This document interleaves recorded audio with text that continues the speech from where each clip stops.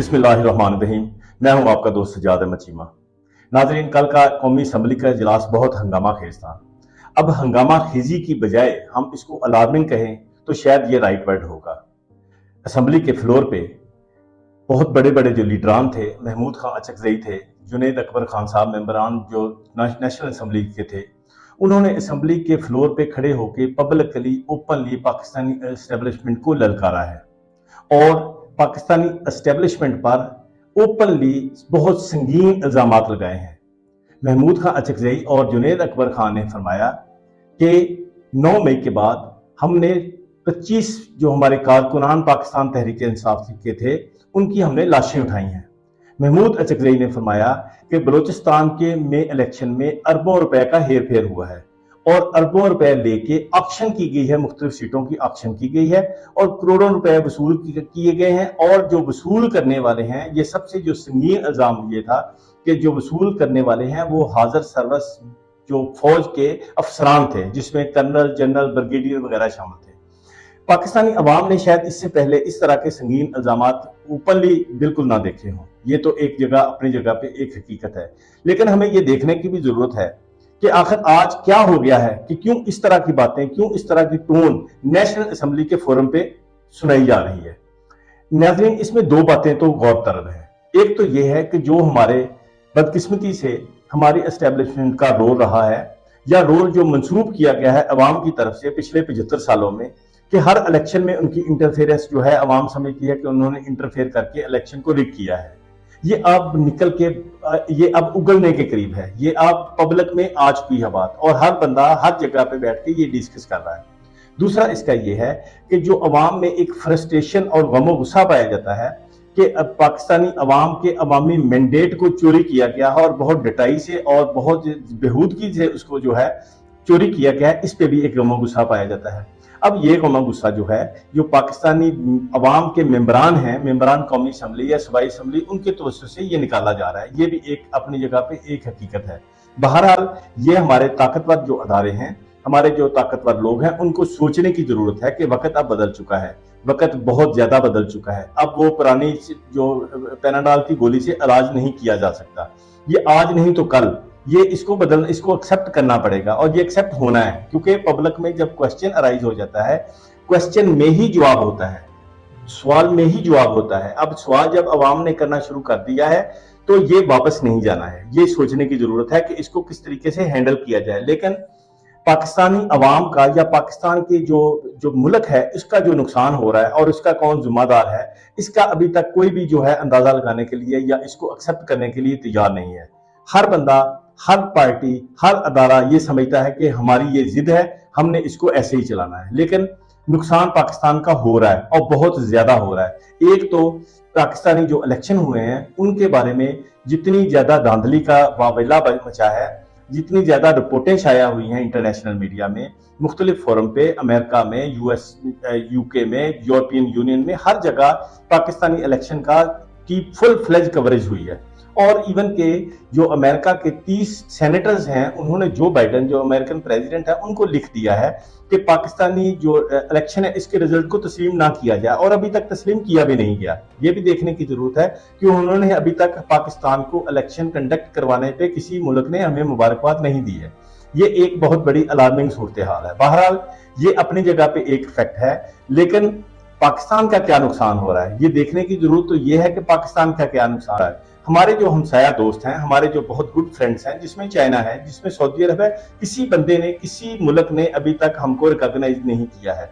उसकी वजह बहुत ऑब्वियस है, क्योंकि हर जो अदारा है, हर ये मुल्क समझता है कि ये जो रिप्रेजेंटेटिव बैठे हुए हैं, ये अभी जो गवर्नमेंट बनाई जा रही है, ये अवाम की मुंतखब करदा हुकूमत नहीं है, ये मुसल्लत की गई है, ये मुसल्लत करके लाई गई है। लिहाजा इनको पाकिस्तानी अवाम को रिप्रेजेंट करने का इनका कोई हक नहीं है। अभी इसी में ही इमरान खान साहब ने एक खत लिखा है IMF को, और उसके भी बहुत ज्यादा तनकीद की जा रही है। हुकूमती लेवल पे, बहुत बड़े बड़े लेवल पे उस पर तनकीद की जा रही है। बहरहाल जो उसके कंटेंट्स हैं, चूंकि वो पब्लिक में आ चुके हैं, लिहाजा उन पे भी हमें जायजा लेने की जरूरत है कि उसमें आखिर इमरान खान साहब ने लिखा क्या है, और या जो उन्होंने लिखा है, आया IMF के पे जो उसका कोई असर होगा या नहीं होगा। तो खान साहब ने जो फरमाया है, खान साहब ने जो खत शुरू जहां पे किया उसमें उन्होंने शुरू में ही ये लिखा है कि हम ये नहीं चाहते हैं कि IMF का प्रोग्राम जो पाकिस्तान के साथ वो मनसूख हो, हम उसमें हर्डल नहीं बन रहे हैं, लेकिन हम ये कह रहे हैं कि IMF के अपने असूल हैं। 1997 की जो पॉलिसी है जिसमें गुड गवर्नेंस का किया गया है, उसमें मुख्तलिफ शिक्कें डाली गई थी, और उसमें जो मैंने नाज़रीन को पहले भी डिस्कस हमने किया था कि उसमें मुख्तलिफ जो शिक्कें डाली गई थी, उनमें जो बहुत इंपॉर्टेंट है वो ये है कि IMF ने देखना है कि बिफोर किसी मुल्क के साथ मुआहदा होता है तो ये देखना है कि वहां पे जो सिविल और पॉलिटिकल लिबर्टीज जो हैं वो मौजूद हैं। तो किसको नहीं मौजूद कि पाकिस्तान में इस वक्त किसी किस्म की पॉलिटिकल एक्टिविटी एक जमात के लिए बिल्कुल ममनू है। वो इलेक्शन से पहले थी, वो इलेक्शन के बाद है, आज तक उसके खिलाफ वो कुछ नहीं किया जा सकता। और दूसरा ये देखने वाली चीज है जो IMF की पॉलिसी है कि एक ब्रॉड बेस कंसेंसस होना चाहिए तमाम ऑर्गन के साथ मिलके। अब पाकिस्तान में 4 सूबे हैं, 5वां गिलगित बल्तिस्तान भी है। अगर पाकिस्तान ने मुआहदा करना है IMF के साथ तो यकीनी तौर पे जो तमाम ऑर्गन्स हैं, तमाम सूबे हैं, तमाम मेंबरान हैं, उनका ऑन बोर्ड आना जरूरी है। और यही बात इमरान खान साहब ने अपने खत में भी लिखी है कि जब IMF का वफद 2023 के आखिर में जाके इमरान खान साहब को ज़मान पार्क में मिला था, तो उस वक्त खान साहब ने ये फरमाया था, इस शर्त पे जो है IMF के साथ मुआहदा को एंडोर्स किया था कि पाकिस्तान में जो साफ और शफाफ इलेक्शन होंगे।